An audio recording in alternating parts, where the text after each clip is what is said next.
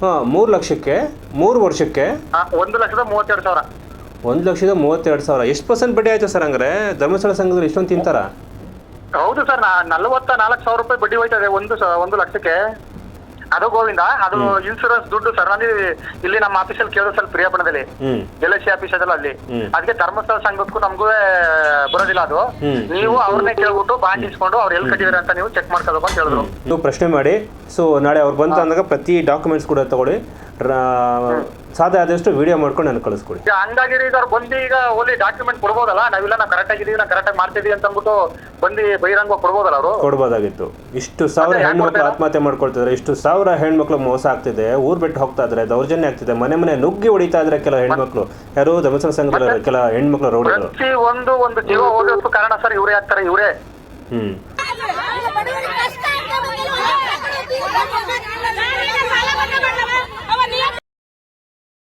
S, ಹೇಳಿ sir, ಏನಾಯ್ತು? ಎಲ್ಲಿಂದ ಕರೆ ಮಾಡ್ತಿರೋದು? ಸರ್ ನಾನು ಇಲ್ಲಿ ಪ್ರಿಯಾಪಟ್ಟಣ ತಾಲೂಕು, ಮೈಸೂರು ಡಿಸ್ಟಿಕ್, ಹಬಟೂರು ಅಂತ ಊರು. ಹೇಳಿದಲ್ಲ ನಿಮ್ಗೆ, ನಾವು ಮಾಮೂಲಿ ಡಿಪಾರ್ಟ್ಮೆಂಟ್ ಇದು ಅಂತ. ಓಕೆ, ಇರ್ಲಿ ಸರ್. ಏನ್ ಪ್ರಾಬ್ಲಮ್ ಆಯ್ತು? ಧರ್ಮಸ್ಥಳ ಸಂಘದಿಂದ ಏನ್ ಸಮಸ್ಯೆ ಆಯ್ತು? ಅದು ಏನು ಒಳ್ಳೇದಾಯ್ತು ಸರ್? ಪ್ರಾಬ್ಲಮ್ ಏನಿಲ್ಲ ಸರ್. ಅದ್ರಲ್ಲಿ ಪ್ರಾಬ್ಲಮ್ ಎಂದ್ರೆ ನಮ್ಗೆ ಗೊತ್ತಿರ್ಲಿಲ್ಲ. ಯಾಕಂದ್ರೆ ನಾವು ಈ ಹಳ್ಳಿ ಸೈಡು ಕಾಡೋತಿಲ್ ಇರೋದಲ್ವಾ, ಮಾಮೂಲಿ ಬಂದು ಕೊಡ್ತಾರೆ, ಮಾಮೂಲಿ ತಗೋತಾ ಇದೀವಿ ಸರ್ ನಾವು ಅಮೌಂಟ್. ಯಾಕೆಂದ್ರೆ ಈ ಕಳೆದ ಸರಿ ನಾವು ತಗೊಂಡಿದ್ದೋ ಈ ಒಂದು 3ನೇ ವರ್ಷದಲ್ಲಿ 2 ಲಕ್ಷ ತಗೊಂಡಿದ್ದೋ. 2 ಲಕ್ಷಕ್ಕೆ ವಾರಕ್ಕೆ 2,500 ರೂಪಾಯಿನ ಕಟ್ತೀವಿ ಸರ್. ಅಲ್ಲಿಗೆ 24 ತಿಂಗಳಲ್ವಾ, 24 ತಿಂಗಳಿಗೆ ಅಲ್ಲಿಗೆ 10,000 2,40,000 ರೂಪಾಯಿ ದುಡ್ಡು ಹೋಯ್ತು ಸರ್. ಸರಿ, ಅಲ್ಲಿಗೆ 2,40,000 ರೂಪಾಯಿ ದುಡ್ಡು ಹೋಯ್ತು. ಈಗ 3 ವರ್ಷಕ್ಕೆ ಮಾಡಿದಾರೆ ಸರ್. 3 ವರ್ಷಕ್ಕೆ ವಾರಕ್ಕೆ ಕಟ್ತಿರೋದು 3,000 ರೂಪಾಯಿ, ಮತ್ತೆ ತಿಂಗಳಿಗೆ 1,200 ರೂಪಾಯಿ ದುಡ್ಡು ಹೋಯ್ತಿದೆ. 1,200 ರೂಪಾಯಿಗೆ ಅಲ್ಲಿಗೆ 3 ವರ್ಷಕ್ಕೆ 36 ತಿಂಗಳು, 36 ತಿಂಗಳಿಗೆ ಸರ್ 1,32,000 ರೂಪಾಯಿ ದುಡ್ಡು ಹೋಯ್ತಾ ಇದೆ. 2 ಲಕ್ಷಕ್ಕೆ 1,36,000 ರೂಪಾಯಿ ಬಡ್ಡಿನೇ ಹೋಗ್ತಾ ಇದೆಯಾ? ಅಲ್ಲ, 2 ಲಕ್ಷಕ್ಕೆ 1,36,000 ರೂಪಾಯಿ ಬಡ್ಡಿನೇ ಹೋಗ್ತಾ ಇದೆಯಾ? 3 ಲಕ್ಷಕ್ಕೆ. 3 ಲಕ್ಷಕ್ಕೆ 3 ವರ್ಷಕ್ಕೆ 1,32,000. 1,32,000. ಎಷ್ಟು ಪರ್ಸೆಂಟ್ ಬಡ್ಡಿ ಆಯ್ತು ಸರ್ ಹಂಗಾರೆ? ಧರ್ಮಸ್ಥಳ ಸಂಘದಲ್ಲಿ ಇಷ್ಟೊಂದು ತಿಂತಾರಾ? ಹೌದು ಸರ್, 44,000 ರೂಪಾಯಿ ಬಡ್ಡಿ ಹೋಯ್ತದೆ ಒಂದು ಲಕ್ಷಕ್ಕೆ. 1 ಲಕ್ಷಕ್ಕೆ 44,000 ರೂಪಾಯಿ ಬಡ್ಡಿ. ಮತ್ತೆ ಬಡವ್ರಿಗೆ ಕೊಡ್ತಾ ಇರೋದು ನಾವು, ಯಾವ ಬ್ಯಾಂಕ್ ಅವ್ರಿಗೆ ಕೊಡಲ್ಲ, ಅಥವಾ ಬಡವ್ರಿಗೆ ಕೊಡ್ತಾ ಇದೀವಿ ಅಂತ ಹೇಳ್ತಾರಲ್ಲ ಸರ್? ಇಲ್ಲ ಸರ್, ಭಾರಿ ಅನ್ಯಾಯ. ನಾನು ಲೆಕ್ಕ ಹಾಕಿತ್ತಿಲ್ಲ. ಹಲೋ, ಹೇಳಿ ಸರ್, ಕೇಳಿಸ್ತಾರ ಸರ್? ಸರ್ ಹೇಳಿ ಇವಾಗ.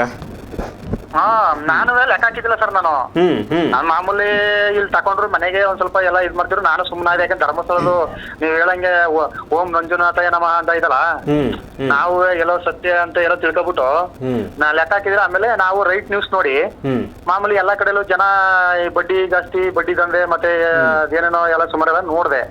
ನೋಡ್ಬಿಟ್ಟು ತಡಿಲಿ ನಾನು ಲೆಕ್ಕ ಹಾಕದ ಅಂತ ಅನ್ಬಿಟ್ಟು ಲೆಕ್ಕ ಹಾಕ್ದೆ ಸರ್. ನಾನು ಲೆಕ್ಕ ಹಾಕ್ಬೇಕಾರೆ 3 ಲಕ್ಷಕ್ಕೆ 1 ಲಕ್ಷಕ್ಕೆ 44,000 ರೂಪಾಯಿ ದುಡ್ಡು ಹೋಗ್ತಾ ಇದೆ ಸರ್. ಮತ್ತೆ ನಾವು ಬಡವರು ಕೊಡ್ತಾ ಇದೀವಿ, ಬಡವರು ಉದ್ಧಾರ ಮಾಡ್ತಾ ಇದೀವಿ, ಗ್ರಾಮೀಣ ಅಭಿವೃದ್ಧಿ ಮಾಡ್ತಾ ಇದೀವಿ. ಯಾರಿಗೆ ಕೊಡ್ತಾರೆ ಇಷ್ಟೊಂದು ಕಡಿಮೆ ಬಡ್ಡಿ ಅಂತ ಹೇಳ್ತಾರಲ್ಲ, ಏನ್ ಹೇಳೋದು ಸುರ್ಗೆಕೋರ್ಗೆ ಅಂತ? ನಾನೇ ಲೆಕ್ಕ ಕೊಡ್ತೀನಿ ಸರ್, ನಾನೇ ಲೆಕ್ಕ ಕೊಡ್ತೀನಿ. ಈಗ ಅಲ್ಲಿ ನನ್ನ ಹತ್ರನೇ ಇದೆ ಬುಕ್ಕು, ನಮ್ಮ ಮನೇಲೆ ಇದೆ. ಈಗ ಆಗಲ್ಲ. ಈಗ ನಾನು ಒಬ್ಬ ಎಜುಕೇಟೆಡ್ ಆಗಿ, ನಾನು ಒಬ್ಬ ಈಗ ಸಾವಿರಾರು ಜನಕ್ಕೆ ನ್ಯಾಯ ಹೇಳಂತನಾಗಿ ನಾನೇ ಸುಮ್ಮನೆ ಕೂತ್ಕೊಂಡ್ಬಿಟ್ರೆ ಬಡ ಜನದ್ದು ಮನೆ ಹಾಳಾಯ್ತದೆ ಸರ್. ನಾವು ಒಂದ್ ಸ್ವಲ್ಪ ಯೋಚನೆ ಮಾಡ್ಬೇಕಲ್ವಾ? ಮತ್ತೆ ಈಗ ಎಷ್ಟೋ ಜನ ಹೆಬ್ಬೆಟ್ ಹಾಕ್ತಾರೆ ಈಗ್ಲೂ ಧರ್ಮಸ್ಥಳ ಸಂಘಕ್ಕೆ ಓದಕ್ ಬರಲ್ಲ ಅವ್ರಿಗೆ. ಈಗ ಅದನ್ನ ಅವ್ರಿಗೆ ಏನೋ ಗೊತ್ತಿರಲ್ಲ, ಅದನ್ನ ತಿಳಿಸಿ ಹೇಳ್ಬೇಕು ನಾವು. ಈ ರೀತಿ ಎಲ್ಲ ಹಿಂಗೈತೆ ಅಂತ ಅನ್ಬಿಟ್ಟು ಅವಣ್ಣಂದ್ರೆ ಧರ್ಮಸ್ಥಳದ ಹೆಸರು ಮುಂದೆ ಅದಲ್ಲ ಹೆದರ್ಕೋತಾರೆ. ಅದ್ರ ಜೊತೆಗೆ ಏನೇನು ಕಟ್ಟಿದ್ರಿ ಇಂಟ್ರೆಸ್ಟ್? ಇವಾಗ ನೀವು ಹೇಳಿದ್ರಿ 44,000 ಆಗುತ್ತೆ 1 ವರ್ಷಕ್ಕೆ ಅಂತ, 1 ಲಕ್ಷಕ್ಕೆ. ಅದ್ರ ಜೊತೆಗೆ ಇನ್ನೂ ಏನೇನು ಆಫರ್ಗಳು ಕೊಟ್ಟಿದ್ರೆ, ಏನೇನು ಕಟ್ತಾ ಇದ್ರೆ ಇನ್ನೂ? ಸರ್ ನಾವು ಅಲ್ಲಿ PRK ಅಂತ ದುಡ್ಡು ಐತೆ ಸರ್. ಅದು 130 ರೂಪಾಯಿ PRK ಅಂತ ದುಡ್ಡು ಐತೆ. ಅದೆಲ್ಲೋ ಗೊತ್ತಿಲ್ಲ. ಆಮೇಲೆ ಬಾಂಡು 3 ಲಕ್ಷಕ್ಕೆ ಬಾಂಡು ಮಾಡಿಸೋರು ಮಾತ್ರ ನಾವು ದುಡ್ಡು ಕೊಡ್ತೀವಿ ಅಂದ್ರೆ ಸರ್, ಬಾಂಡ್ ಮಾಡಿಸ್ತೋ. ಬಾಂಡು ಮಾಡಿಸಿ ಅವರು ಅಲ್ಲಿ ಆಫೀಸಲ್ಲೇ ಇಟ್ಕೊಂಡು ಸರ್ ನಮ್ಗೆ ಅಮೌಂಟ್ ಕೊಟ್ರು.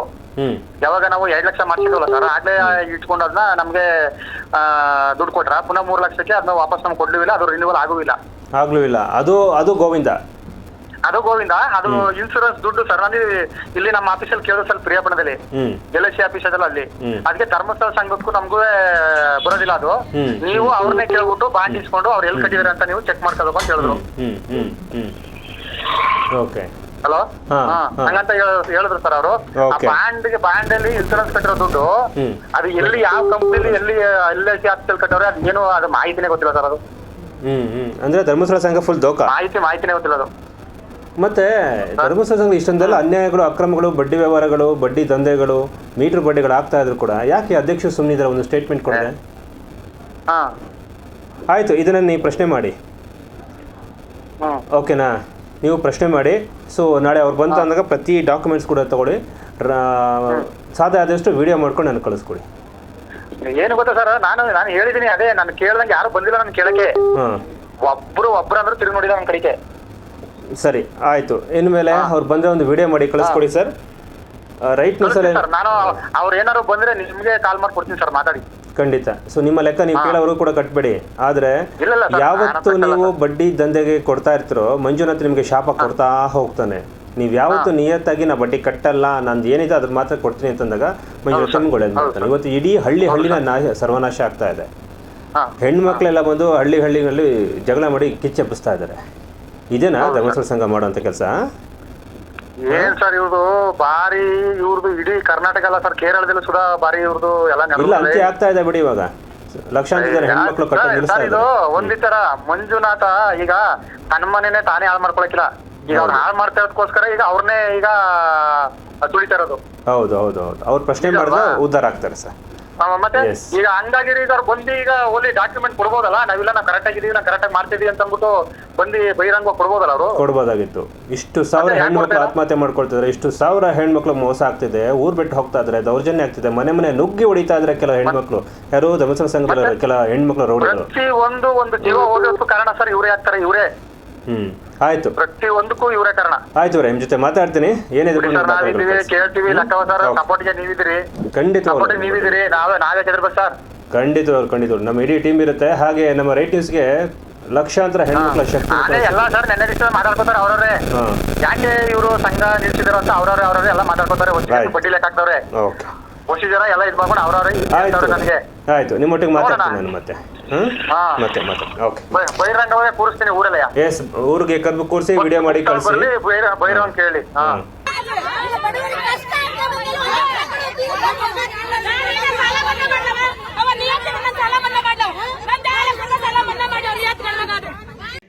ಮೊನ್ನೆ ಗದಗ್ನಲ್ಲಿ ನಾನು ಹೋದಾಗ ಪ್ರೆಸ್ ಮೀಟ್ ಅಲ್ಲಿ, ಅಧಿಕೃತ ಪ್ರೆಸ್ ಮೀಟ್ ಅಲ್ಲಿ ಫೀಸ್ ಕೊಟ್ಟು ಪ್ರೆಸ್ ಮೀಟ್ ಮಾಡಿದ್ರೆ ಒಂದೇ ಒಂದು ತುಣುಕು ಟಿವಿ ಚಾನೆಲ್ ನಲ್ಲಿ ಬರಲ್ಲ. ಹೊರಗಡೆ ನಿಂತ್ಕೊಂಡು 2,000 ರೂಪಾಯಿ ಅವ್ರ ಕಡೆ ಅಂತ ದುಡ್ಡು ತಗೊಂಡು ಬೈಯೋದಕ್ಕಂತಾನೆ ಇಟ್ಟಂತಹ ಒಂದು ರೌಡಿಗಳ ಗ್ಯಾಂಗ್ ಏನ್ ಮಾತಾಡ್ತದೆ ಅದನ್ನ ಹೇಳ್ತಾರೆ. ಹೇಳಿ, ಪರವಾಗಿಲ್ಲ. ಆದ್ರೆ ನಮ್ದು ಕೂಡ ಹೇಳ್ಬೇಕಲ್ಲ. ಇವತ್ತು ಪ್ರತಿ ಹಳ್ಳಿಯಲ್ಲಿ SKDRDP ಹಗರಣಗಳನ್ನ ಮಹಿಳೆಯರೇ ಈ ರೀತಿ ಅವ್ರದ್ದು ಕೊಟ್ಟಂತ ನೋಟ್ಬುಕ್ ವೀರೇಂದ್ರ ಜೈನ್ ಅವರ ಪರಿವಾರದ ಫೋಟೋ ಇಟ್ಕೊಂಡು ಬೈತಾ ಇದ್ದಾರೆ. ಒಂದೇ ಒಂದು ಟಿವಿ ಚಾನೆಲ್ ಮಾತಾಡ್ತಾ ಇಲ್ಲ. ಅದರ ಸಲುವಾಗಿ ದಯವಿಟ್ಟು ಯೂಟ್ಯೂಬ್ಗಳನ್ನ ಬೆಂಬಲಿಸಿ ಅಂತ ನಾನು ಹೇಳ್ತಾ ಇದ್ದೀನಿ.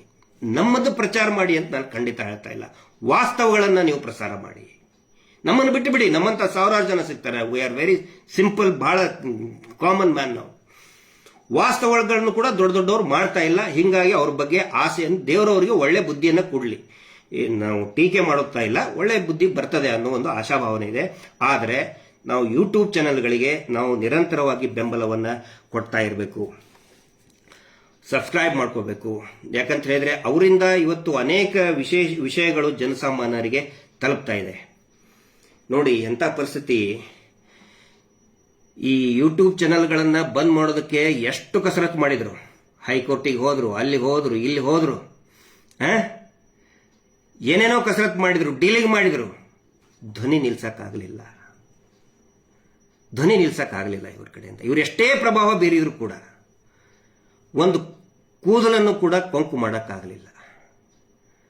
ಅದು ಸೌಜನ್ಯ ಶಕ್ತಿ. ಆನಂತರ ಮೊದಲು ಇವರೆಲ್ಲರಿಗೂ ಕೂಡ ಇವ್ರ ವಿರುದ್ಧ ಯಾರು ಮಾತಾಡ್ತಿದ್ರು ಎಲ್ಲರಿಗೂ ಕೂಡ ಪೊಲೀಸರನ್ನ ತೋರಿಸ್ತಾ ಇದ್ರು. ಪೊಲೀಸರಿಗೆ ನಾವು ಕಂಪ್ಲೇಂಟ್ ಕೊಡ್ತೀವಿ. ಇವತ್ತು ಯಾರು ಕೂಡ ಹೆದರೋಗ್ತಾ ಇರಲಿಲ್ಲ. ಅವರೇ ಪೊಲೀಸರಿಗೆ ಹೆದರಿ ಓಡಿ ಹೋಗ್ತಾ ಇದ್ದಾರೆ. ಪರಿವರ್ತನೆ ಜಗದ ನಿಯಮ. ಶ್ರೀಕೃಷ್ಣ ಪರಮಾತ್ಮ ಹೇಳಿದಾನೆ, ಪರಿವರ್ತನೆ ಜಗದ ನಿಯಮ.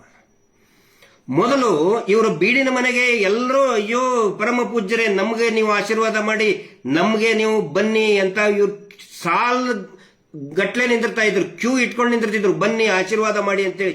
ಈಗ ಇವರು ಎಲ್ಲರಿಗೂ ಫೋನ್ ಮಾಡಿ ಹೇಳ್ತಾ ಇದ್ದಾರೆ, ನಿಮ್ಮ ಊರಲ್ಲಿ ಏನಾದರೂ ಫಂಕ್ಷನ್ ಇದೆಯಾ, ಆಯ್ತು ನಾನು ಒಂದಿಷ್ಟು ದುಡ್ಡು ಕೊಡ್ತೇನೆ, ನನ್ನ ಕರೆದು ನೀವು ಸನ್ಮಾನ ಮಾಡಿ. ಇವರೇ ಹೇಳ್ತಾ ಇದ್ದಾರೆ ಪರಿವರ್ತನೆ ಜಗದ ನಿಯಮ. ಬೇಟೆಗಾರ ಇದ್ದವನೇ ಇವತ್ತು ಬೇಟೆ ಆಗ್ತಾ ಇದ್ದಾನೆ. ಇದು ಪರಿವರ್ತನೆ ಜಗದ ನಿಯಮ. ಭಗವದ್ಗೀತೆಯ ಸಾರಾಂಶ, ಶ್ರೀಕೃಷ್ಣ ಪರಮಾತ್ಮ ಹೇಳಿದ್ದು ಪರಿವರ್ತನೆ ಜಗದ ನಿಯಮ. ಯಾವಾಗ ಇವರು ದಬ್ಬಾಳಿಕೆ ಮಾಡ್ತಾರೆ, ಜನರು ಎಚ್ಚೆತ್ತುಕೊಳ್ತಾರೆ. ಇವತ್ತು ಈಗಿನ ಸಂದರ್ಭದಲ್ಲಿ ಯೂಟ್ಯೂಬ್ಗಳ ಮುಖಾಂತರ ಒಂದು ಪರಿವರ್ತನೆ ಆಗ್ತಾ ಇದೆ. ಇಡೀ ರಾಜ್ಯದಲ್ಲಿ ಒಂದು ಯೂಟ್ಯೂಬ್ ಕ್ರಾಂತಿ, ಇಂಟರ್ನೆಟ್ ಕ್ರಾಂತಿ, ನ್ಯಾಯಪರವಾದಂತಹ ಇಂಟರ್ನೆಟ್ ಕ್ರಾಂತಿ, ಅದು ಇನ್ಸ್ಟಾಗ್ರಾಮ್ ಇರ್ಬೋದು, ಫೇಸ್ಬುಕ್ ಇರ್ಬೋದು, ವಾಟ್ಸಪ್ ಇರ್ಬೋದು, ಒಂದು ದೊಡ್ಡ ಮಟ್ಟದ ಕ್ರಾಂತಿ ಆಗ್ತಾ ಇದೆ.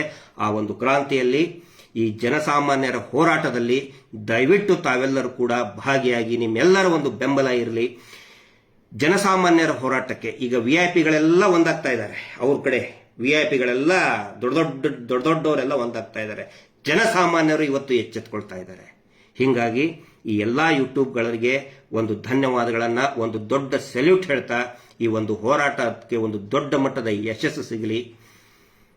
ಸೌಜನ್ಯ ಶಕ್ತಿ ಮಹೇಶ್ ಶೆಟ್ಟಿ ತಿಮರೋಡಿ ಅವರು ಎತ್ತಿದಂತಹ ಯಾವುದೇ ಧರ್ಮ, ಯಾವುದೇ ಜಾತಿ ಸೀಮಿತ ಇಲ್ಲದಂತಹ ಹೋರಾಟ ಇದು. ಈ ಹೋರಾಟಕ್ಕೆ ತಮ್ಮೆಲ್ಲರ ಒಂದು ಬೆಂಬಲ ಇರಲಿ ಅಂತ ಹೇಳ್ತಾ, ನ್ಯಾಯಕ್ಕೆ ಜಯ ಸಿಕ್ಕೇ ಸಿಗುತ್ತೆ ಅಂತ ಹೇಳ್ತಾ ಇವತ್ತಿನ ಈ ಲೈವ್ ಅನ್ನು ಮುಗಿಸ್ತಾ ಇದ್ದೀನಿ.